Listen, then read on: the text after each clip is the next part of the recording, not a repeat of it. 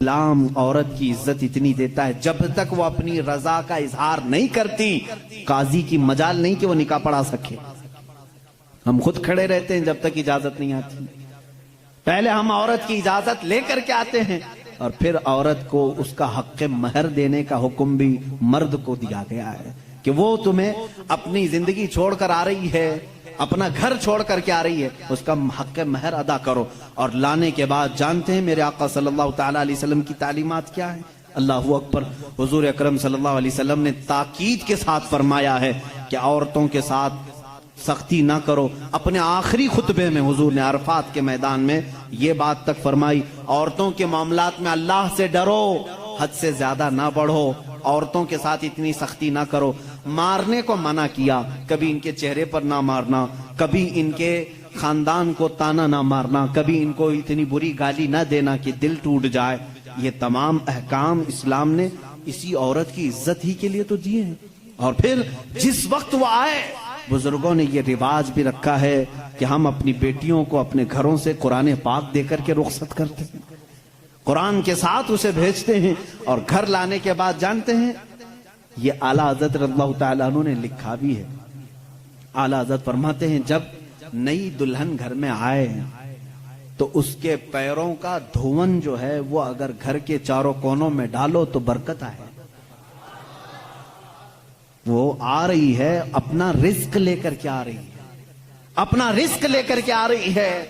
यहां तक हमारे लिए कहा गया, बल्कि दूल्हे को यह भी कहा गया, इसी ये बयान में सारी बातें नौजवानों को समझ में भी आ जाएंगी। निकाह की पहली रात उसे कहा गया कि तू अपने घर लाया है दुल्हन को तो सबसे पहले उसके ही दुपट्टे को तू मुसल्ला बना और उस पर सजदा कर। ये हुक्म है। औरत की इज्जत ना होती तो हम मुसल्ला बनाते उसके दुपट्टे को। पहली रात कहा गया है। यह और बात है कि मालूमात नहीं है नौजवानों को कि शादी के बाद पहली रात, ये भी सीखने की जरूरत है। उलमा से तमाम चीजें पूछ लेना चाहिए जिसकी शादी हो रही है। दुल्हन आ रही है तो हम उसकी इज्जत ही के लिए तो ये तमाम काम कर रहे हैं। और उसके बाद हुक्म ये दिया गया कि सबसे पहले उसके साथ बातचीत की शुरुआत करने से पहले उसकी पेशानी पर हाथ रखकर अल्लाह की बारगाह में ये कहो, ऐ अल्लाह, इसके अंदर जितनी तूने अच्छाइयां रखी हैं वो सब अच्छाइयां मुझे अता कर दे, और जितनी इसके अंदर बुराइयां हैं उन तमाम बुराइयों से मुझे तू बचा दे। यहां से तू शुरुआत कर। जाहिर सी बात है, मैंने उस वक्त महसूस किया, चंद दिनों पहले एक नौजवान को तलकीन कर रहे थे, पेशानी पर जहां बाल उगते हैं वहां हाथ रख करके दुआ करना। तो उसने पूछा कि हजरत दुआ तो ऐसे ही कर सकते हैं, पेशानी पर क्या? मैं भी चौंक गया। इसको मैं बताऊं, मेरे एक उस्ताद से मैंने पूछा क्या ऐसा है कि अपनी दुल्हन की पेशानी पर हाथ रख करके इस तरह दुआ करना चाहिए? उन्होंने कहा हाँ है। दुआ तो कैसे भी करें, हाथ ना रखें और हाथ छोड़ें, हाथ उठाएं, सब दुआ अल्लाह सुनता है। लेकिन इसलिए पेशानी पर रख करके दुआ करने के लिए कहा गया कि वो आज अपने वालिदैन को छोड़ करके आई है, उसके वसीले से अल्लाह जल्दी दुआ कबूल करेगा। उसका दिल मगमूम है, वो गमगीन है, और गमज़दा लोगों के साथ मेरा मौला है। वो अपने वालिदैन को छोड़ करके तेरे घर आई है, वो मगमूम है, बहुत गमज़दा है। आज उसकी पेशानी पर हाथ रख करके दुआ करो। मेरा उसी दिन ये जहन समझ गया कि इस्लाम ने औरत को वो मकाम दिया है, वो इज्जत दी है। हमने उसको अपने जिस्मों को सुकून पहुंचाने वाला आला नहीं समझा, मशीन नहीं समझा, बल्कि हकीकी मुस्लिम वो है जो अपनी औरत की इज्जत भी करे, एहतराम भी करे।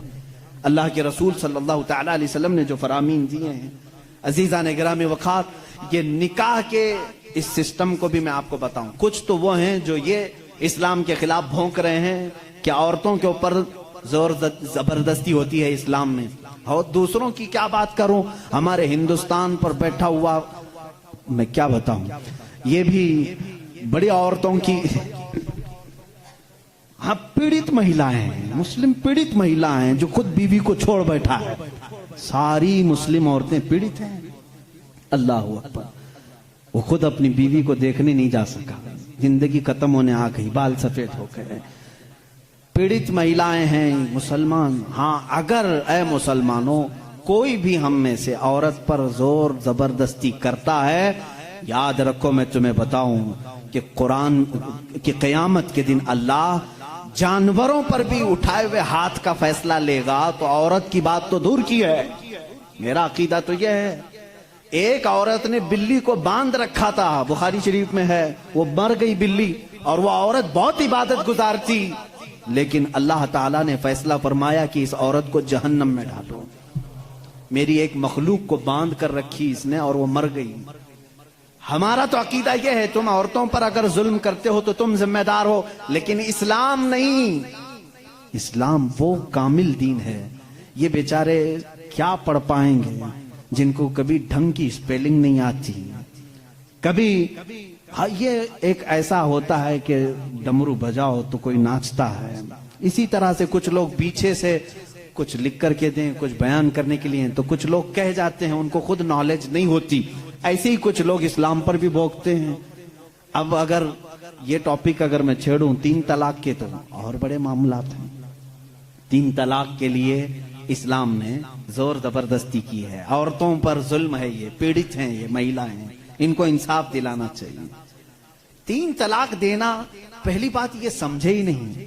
आप तो समझते हैं ना, इस्लाम में फजर की नमाज फर्ज है, जोहर की नमाज फर्ज है ना, असर मगरिब इशा फर्ज है, तलाक देना फर्ज है।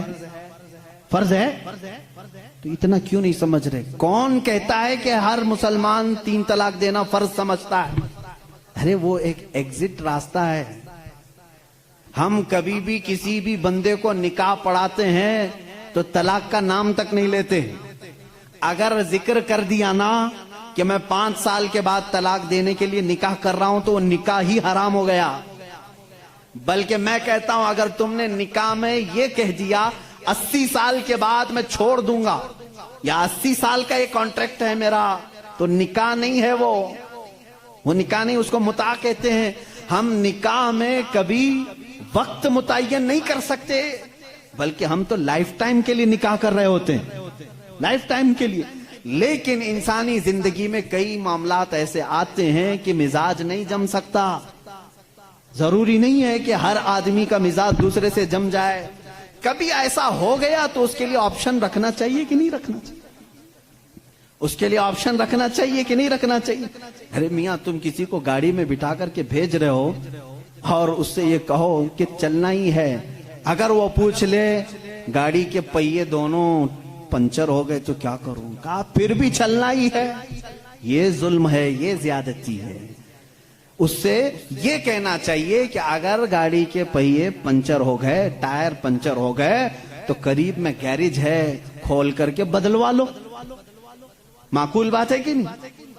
अगर बीच रास्ते में नहीं, तुम पाबंदी लगा दे, नहीं टायर नहीं बदलना, पंचर हुई उसी से चलना, ये ज्यादती है कि नहीं? अब मैं आपको बताता हूं, 2 टायर लेकर के चले थे शादी के बाद, 2 टायर हैं और दोनों चल रहे हैं तो ठीक है, एक भी पंचर हुआ तो क्या करो? ये कहते नहीं, पंचर टायर के साथ ही चलो। अरे भाई, कहीं और गाड़ी गड्ढे में गिर जाएगी। हुक्म ये होना चाहिए कि अगर पंचर हो गया तो टायर चेंज कर सकते हो, तुम्हारे लिए ऑप्शन होना चाहिए। बस इस्लाम का तकाजा सिर्फ इतना ही है कि अगर किसी की जिंदगी में अनबन हो गई, नहीं बन पाई, तो उसके लिए एक ऑप्शन है कि औरत को, वो भी एक साथ 3 तलाक नहीं, उसको हराम करार दिया गया है। शरीयत में एक वक्त में 3 तलाक दे देना हराम है। मैं इसका बबांगे दोहल आज ऐलान करता हूं, अगर कोई एक ही साथ अपनी औरत को तलाक तलाक तलाक इस तरह 3 बार कह देता है तो उसने हराम काम किया, गुनाह किया, नाजायज काम किया है। अगर छोड़ना भी है तो उसको इस्लाम ने तरीका बताया है।